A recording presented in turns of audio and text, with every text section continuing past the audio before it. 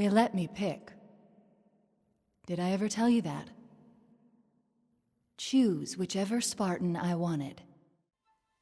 What's going on, everyone? Welcome to Doc's Download. I am Doc. Thanks for tuning in. Thanks for supporting.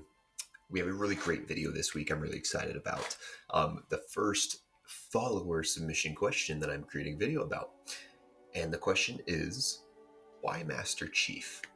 Why is he the best / why is he the face? Incredible question. Thank you so much. I really appreciate the support. And feel free to ask any of your own questions if you are curious on the universe of Halo. This is a really fun one because why are we the Master Chief? Who is the Master Chief? Why is he the companion to Cortana? Why is he who we play as? And what makes him so special? And I'm really excited to get into this. Obviously, he's the face of the franchise and the best to ever do it. So let's jump right into it. I'm really excited to get into this with you guys. All right, Spartans. So for the first segment of the video here, I want to dive into Chief's past, specifically his youth. I want to talk about a scenario from the book, Halo: The Fall of Reach. Incredible book, really great insight into the Spartan program and how it starts and really the war, the Covenant, all the good things.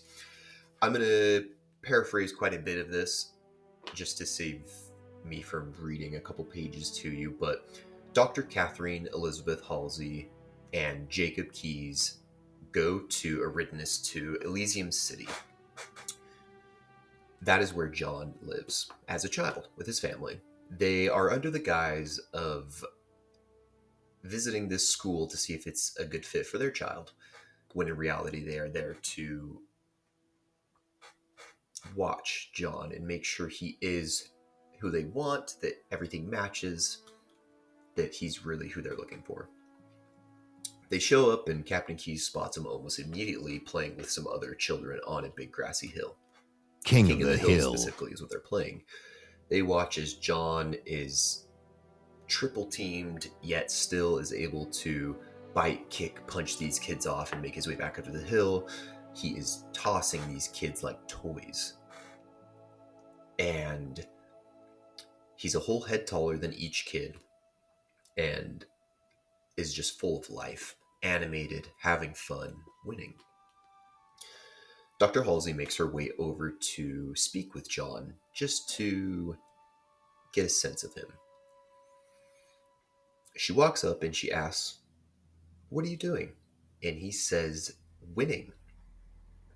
Immediately there, a 6-year-old child saying that they're winning and not playing or wrestling or anything, it's a different mental state for him. She goes along with some dialogue and asks if he'd like to play another game, and he brings up that he keeps getting rejected from playing games because he just keeps winning and it's all too easy, whether it's chess or grav ball, whatever it is, John just can't seem to lose. She pulls out a quarter, and it is a quarter from Earth, although we again are in the year 2500 at this point, so a quarter is pretty old. And she explains to him that this was used on Earth, and it has a face of a man with long hair, and on the back is an eagle with, and then John exclaims, arrows, while she's holding the coin a few feet back from him, already seeing that his eyesight is exceptional for seeing such detail in a 500-year-old coin. The game, she says, is she's going to flick it in the air and he needs to reach out and catch it and call what it is. And if he wins, he keeps it. She sits back. She asks if he's ready. He nods his head. She flicks the coin and gives it as much spin as she can. She sees him focus, gaze, and snatch it straight out of the air. And as soon as he grabs it, he yells, "Eagle." She grabs his hand and opens the palm, and sure enough, the coin is face up with the eagle and the arrows. Dr. Halsey has no idea how he was able to do this. Was he purely guessing? Was it luck? Or did he choose which side he wanted to see? A really incredible moment with a 6-year-old where if you went up to any 6-year-old nowadays, you'd be lucky if they could tell you what a quarter was. But it's an incredible moment where we see the pinnacle specimen of the Spartan program in action, only at 6 years old, and able to do so much and show so much to Dr. Halsey. One more thing I did want to touch on there is that John has an incredibly outstanding genetic makeup. She says, number 117 had all the genetic markers she flagged in her original study. He was as close to a perfect subject for her purpose as science could determine. So when you read that and you see how he was just as a child before any sort of training, any sort of augmentation, he was as good as it gets. The next part of this video that I want to dive into is when John is really looked at and becomes the leader of his fellow Spartan 2 trainees at only 8 years old. I'm going to set up the scene here a little bit with some help. They are training and they get a mission. And their missions always have some sort of unknown where it's not just as straightforward as it sounds. They are in the middle of a massive forest where they train, and they are being dropped off one by one. Some of them have pieces of map, but they all really need to end up meeting and congregating together in an area, waiting for the dropship, and then being taken back to base and succeeding. But right before John, who's the first one to step off of the Pelican, he is told that the last person remaining will not be coming home with them. And immediately John is like, that's not going to happen. They end up finding their way, all of the trainees together, and they show up to the LZ, the landing zone for the Pelican, the extraction site, where they get to go home. And John is wondering, something looks weird. The personnel guarding this Pelican aren't wearing any UNSC dress. In fact, they kind of look like rebels or insurrectionists. John devises a plan with the Spartans to lure them in, the said UNSC personnel, eliminate them, not kill them, but eliminate them, and get everyone home safely. So sure enough, John devises a plan using some of his friends, Sam034 and Kelly087, to get them, and then all of the Spartans dogpile. Again, they're 8 years old, so they're not really Spartans yet, but they are able to take down a handful of grown men. John gets everybody on board the Pelican and then reaches out to Deja, who is their AI teacher who helps them learn combat skills and techniques, but not from a firing a gun standpoint, but from standing back and looking at old wars, old battles from back in time, and learning strategy and how to understand a battle. Chief makes it back and is immediately summoned to Chief Petty Officer Mendez's office, where he has never been before. Mendez is not happy. And I want to read a little bit of this interaction here. The door opened and Dr. Halsey walked in. Mendez stood, gave her a curt nod, and then sat back in his padded chair. "Hello, John," Dr. Halsey said. She sat across from Mendez, crossed her legs, and then adjusted her gray skirt. "Dr. Halsey?" John replied instantly. He saluted. None of the other grown-ups called him by his first name, ever. He didn't understand why she did. "Trainee 117, Mendez snapped. "Tell me again why you stole UNSC property and why you attacked the men I had assigned to guard it." John wanted to explain that he was just doing what he had to do to be done, that he was sorry, that he would do anything to make it up, but John knew the chief hated whiners almost as much as he hated excuses. "Sir," John said, "the guards were out of uniform, no insignia, they failed to identify themselves, sir." Mendez mused over the report again. "So it seems. And the ship? I took my squad home, sir. I was the last on board, so if anyone should have been left..." "I didn't ask for a passenger list crewman." His voice softened to a growl and he turned to Dr. Halsey. "What are we going to do with this one?" "Do?" She pushed her glasses higher on her nose, Nick. examine John. I think that's obvious, Chief. Make him a squad leader. So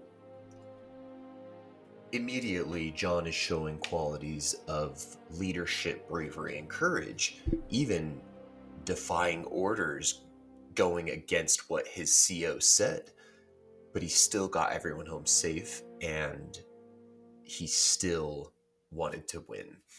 He's able to skate that gray area and get his team home, and he was made the squad leader, the leader of the Spartans. Another incredible moment where you see, even as a child, again before augmentations, he's had a couple years of training now, but he's still only 8 years old and was able to get his entire squad home safe and sound. The next topic that I would really like to dive into here is when the Spartans actually get their augmentations. They get them when they turn the age of 14. I do want to talk a little bit about that and kind of what happens after the augmentations, but I do want to give a little excerpt of John's mind state going into the surgery for the augmentation. He's set up in a room. He's laying on a bed with an IV drip, incision vectors all over his body, lasered, so they know what they're doing, where they're doing it. Dr. Halsey marveled at what a spectacular physical specimen he had grown into. 14 years old, and he had the body of an 18-year-old Olympic athlete and a mind equal of any Naval Academy honors graduate. She forced a smile and asked, "How are you feeling?" "I'm fine, ma'am," John replied groggily.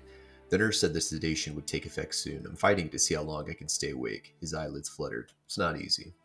John spotted Mendez, and he struggled to sit up and salute, but failed. "I know this is one of the chief's exercises, but I don't know what the twist is. Can you tell me, Dr. Halsey, just this time? How do I win?" Mendez looked away.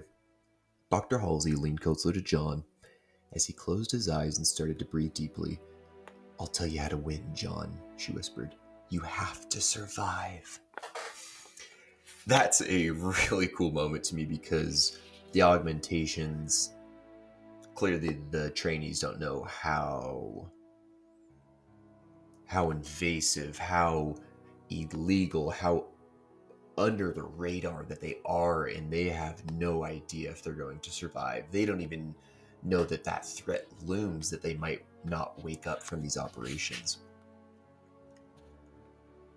Unfortunately, a handful of them die, and a handful of trainees become too physically incapable or mentally incapable of progressing.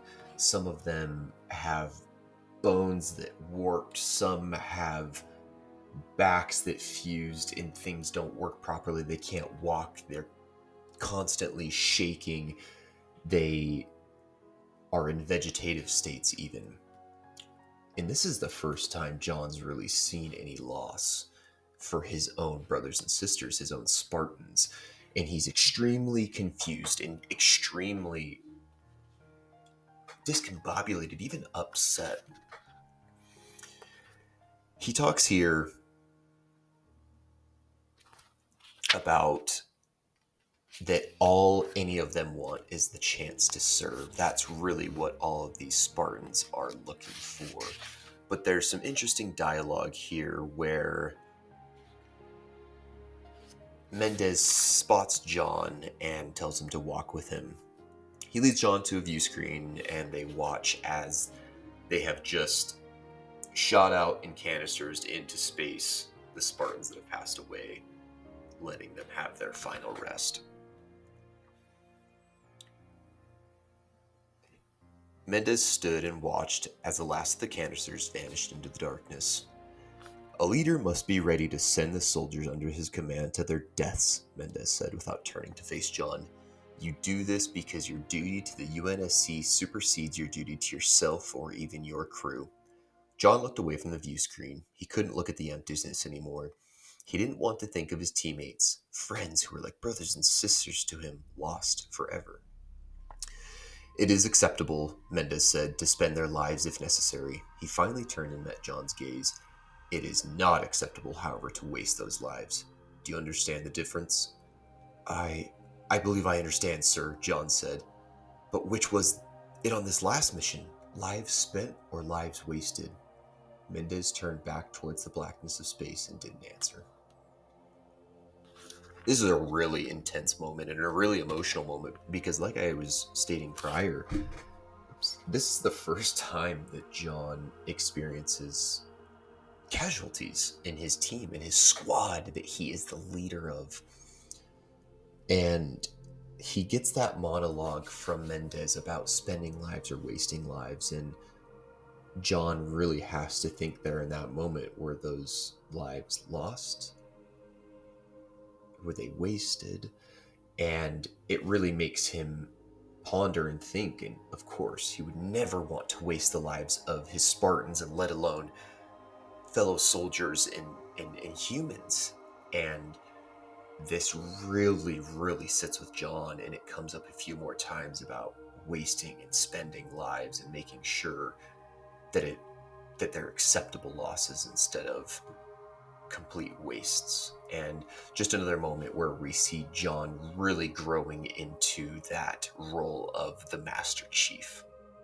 All right, Spartans, next part of this video here we are diving into is one of the more important and meaningful moments of the franchise to me, where we are going to talk about when Cortana selects her carrier, her companion. I am going to refer back to the Bible here, Halo, the Fall of Reach. I'm going to paraphrase, and I will be directly quoting and reading some of it, so let's just hop right in, shall we? Cortana leaped to her feet, turning her back to Dr. Halsey, and examined the photographs on the wall. She brushed her fingertips over the glass surfaces. Which one will be mine? Which one do you want? She immediately gravitated to the picture in the center of Dr. Halsey's collection. It showed a handsome man standing at attention as Admiral Stanforth pinned the United Nations Space Command Legion of Honor upon his chest, a chest that already overflowed with citations. Cortana framed her fingers around the man's face. "He's so serious," she murmured. "Thoughtful eyes, though, don't you think, Doctor?" Dr. Halsey blushed, and apparently she did think so. Cortana's thoughts mirrored many of her own, only unchecked by normal military and social protocol.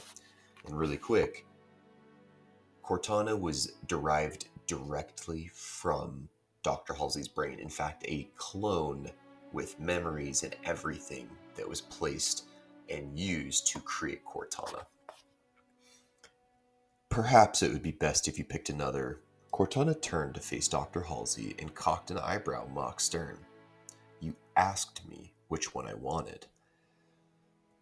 "It was a question, Cortana. I did not give you carte blanche to select your carrier. There are compatibility issues to consider." Cortana blinked. "His neural patterns are in sync with mine within 2%. With the new interface we'll be installing, that should fall well within tolerable limits. In fact..." Her gaze drifted and the symbols along her body brightened and flashed.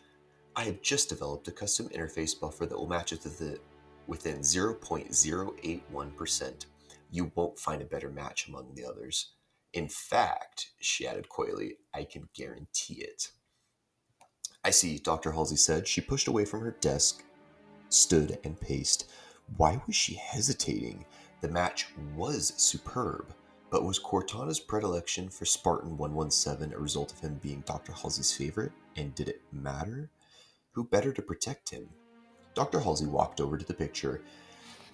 He was awarded this Legion of Honor medallion because he dove into a bunker of Covenant soldiers. He took out almost 20 by himself and saved a platoon of Marines who were pinned down by a stationary energy weapon emplacement. I've read the report, but I'm still not sure how he managed to do it. She turned to Cortana and stared into her odd, translucent eyes. "Have you read his CSV?" "I'm reading it again right now." "Then you know he is neither the smartest, nor the fastest, nor the strongest of the Spartans, but he is the bravest and quite possibly the luckiest. In my opinion, he is the best." "Yes," Cortana whispered. "I concur with your analysis, Doctor." She drifted closer. "Could you sacrifice him if you had to? If it meant completing the mission?" Dr. Halsey asked quietly. "Could you watch him die?" Cortana halted, and the processing symbols racing across her skin froze mid-calculation. That moment there where Cortana knows that he is not the fastest, the strongest. Dr. Halsey knows this, that he is not the fastest or the strongest of the Spartans. But he is the bravest and quite possibly the luckiest. It's an incredible moment because there's a few other Spartans that come to mind. Fred. Unfortunately, one that had passed away was Sam, who were extraordinary Spartans, strong, fast, but they weren't leaders. They had bravery, but they didn't have the bravery and the courage that the Master Chief had. They didn't have the luck. So again, another one of those moments where all you can really do is just really understand and appreciate that relationship that they have there and how special John is. He wasn't just the runt. He wasn't the best of the best. He might have been right down the middle, but there was something special about him that led Cortana to choose him. And it genuinely is such an incredible moment, and we see why Master Chief is the one. All right, everyone, thank you so much for tuning into the video this week. I am really excited about this one. This is a good one, a fun follower submission, and I get to talk about my favorite character of all time. Obviously, there's things I probably left out, things I didn't include. I didn't want to, again, dive too extreme in depth in this one. I did want this video to be a little bit shorter than the previous one. So check that one out if you haven't already. It's about the story of Master Chief and Cortana when they have to depart each other and when they return in their reunion. Incredible, incredible lore, incredible moments. But this video is, why is Master Chief the chosen one? And those topics that we talked about were really what set it in stone for me. So I appreciate you supporting. I appreciate everyone liking, commenting, suggestions, all of it.